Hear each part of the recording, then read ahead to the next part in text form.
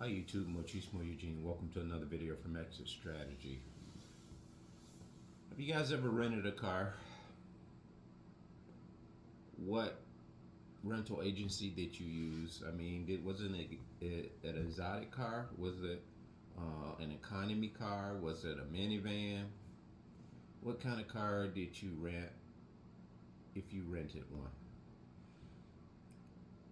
And I ask you that question because if you've ever rented a car from a rental agency, as you well know, that you can't keep the car, you got to bring it back. You have to pay a fee, and you have to. I haven't rented a car in a long time, but you have to either keep the mileage down or you pay a fee in order to be able to put a certain amount of miles on the car. It may be where it's unlimited. I don't know if that exists. Like I say, it's been a long time. But back when I rented a car, and when I say I believe my first wife and I rented a car because we were waiting on her car to be fixed because my dumbass wrecked it back in my alcohol days. I cost a lot of money back then, you know. I really do believe, and Sam Vaknin has pointed this out as it relates to alcohol and alcoholics. And he talks about episodes that alcohol or alcoholics can experience when they're going through an alcoholic rage. He said that it is specifically what narcissistic rage looks like. And when I first heard that a few years ago, when I was early on coming onto YouTube, it really, when they say made the hair stand up on the back of my neck, that's an understatement, because it was then that I realized that alcoholism or any drug fueled behavior, because anytime you're inducing drugs or alcohol or any stimuli, artificial stimuli, into the brain by way of wine, spirits, and all kind of other narcotics, even some medications, prescription medication, that they are called narcotics, believe it or not. You know, the drug pharmacies are giving you narcotics legally. Anytime something like that's introduced into the mind, it drastically alters it in ways that nobody can guarantee are going to be good. Wanted to point that out. So, a little off topic, but I always like to emphasize certain things that hit me. So it's just something for someone out there to think about. But back to rental cars, you must keep the mileage at a reasonable number. If not, you're going to be penalized. And most of all, you must not damage the car. If you damage the car, unless you get an insurance on it, all of these extra fees you pay to protect you against such things.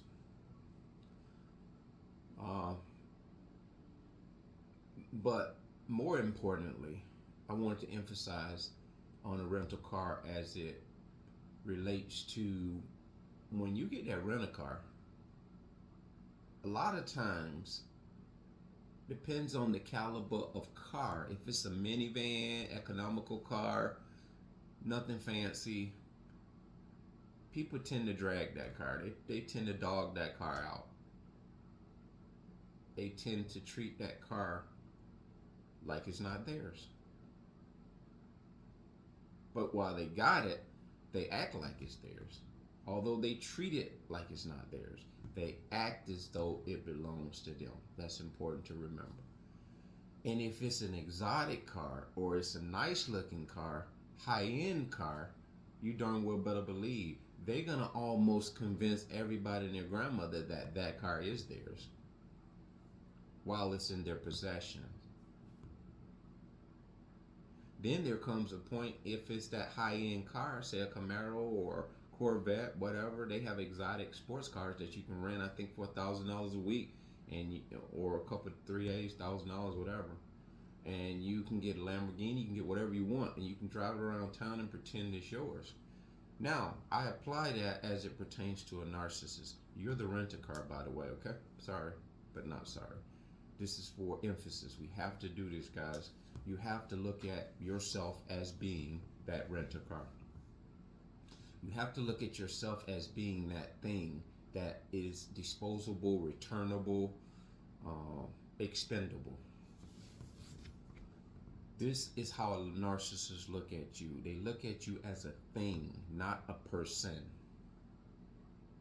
They look at you as an item to be used, many times abused, many times to make them look good, appear like they've got it, like they've arrived, like they're doing well. You are that status quo. You are the status quo. I did a video on that. And so everything about you, everything the narcissist does is measured by you. You're their measuring tool. Without you, they don't know how tall or small they are. Actually, they know how small they are. Dry eyes, guys. Dry skin. So you are that rental car, and so when you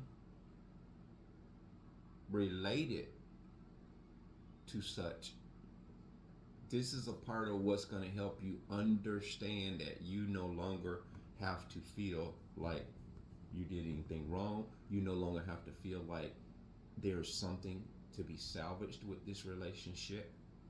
There is something that you can do to fix it and make it better, because you can't. You can't. It's impossible. Only thing you can do is convince yourself that you need to go at another try. And that would be the worst mistake that you could make, because what you're doing is you're going back to allow them to pick up where they left off at. Almost like an alcoholic.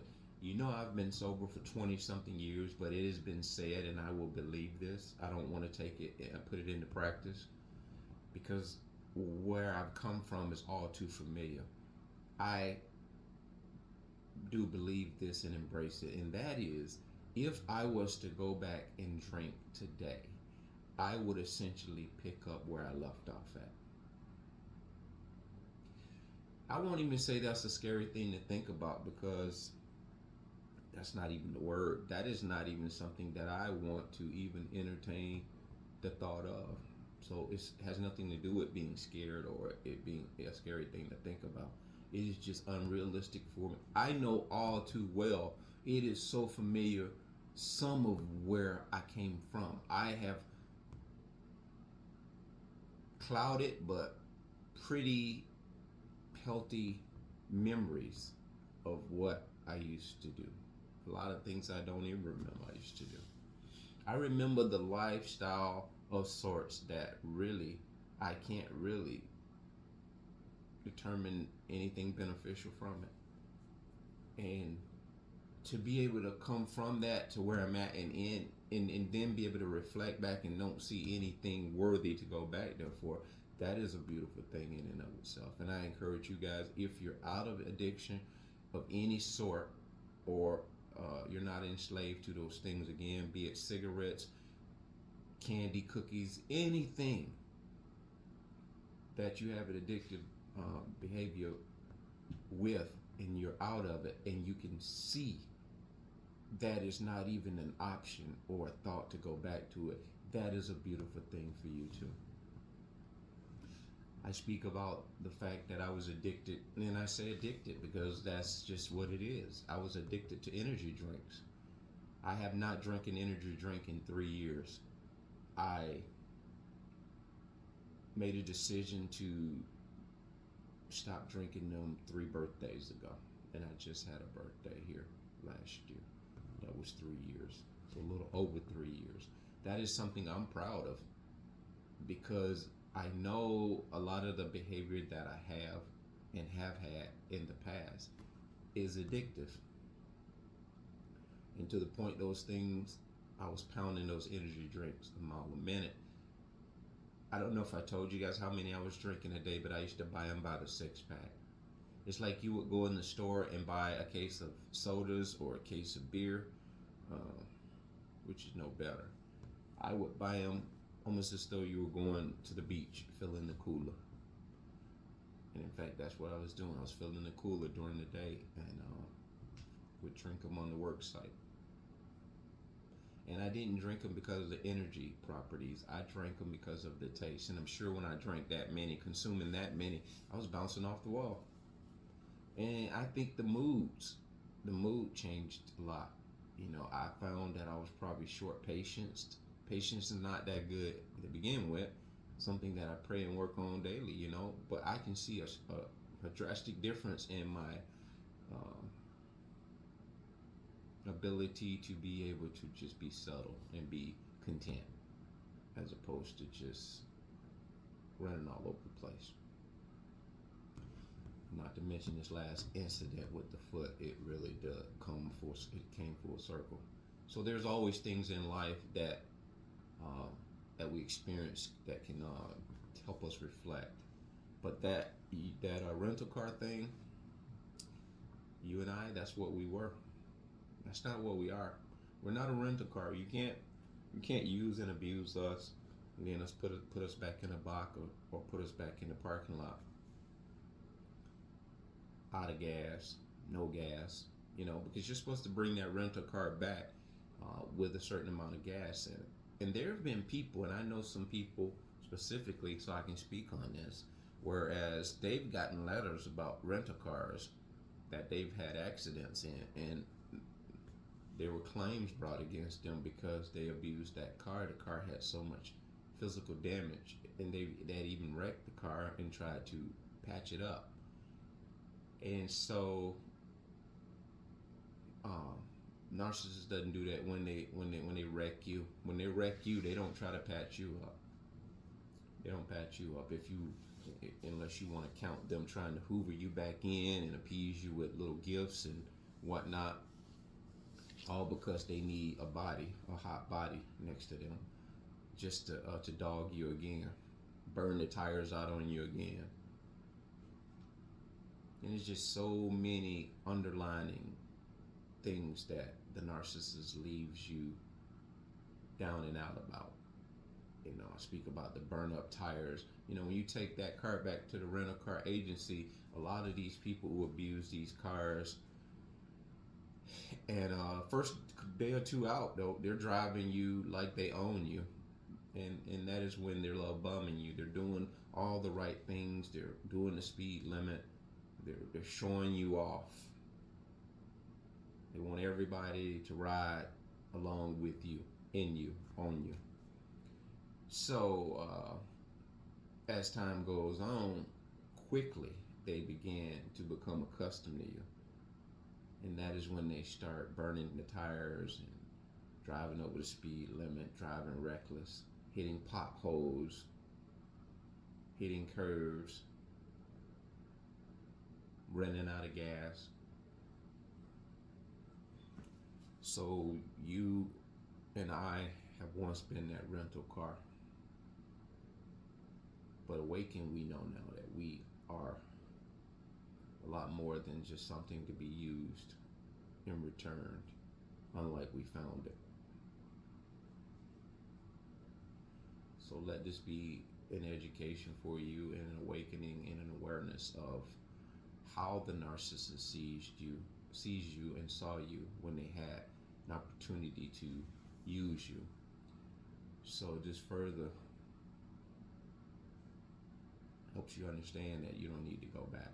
You don't need to contemplate giving it another go, giving it another try. So, as always, that being said, bless.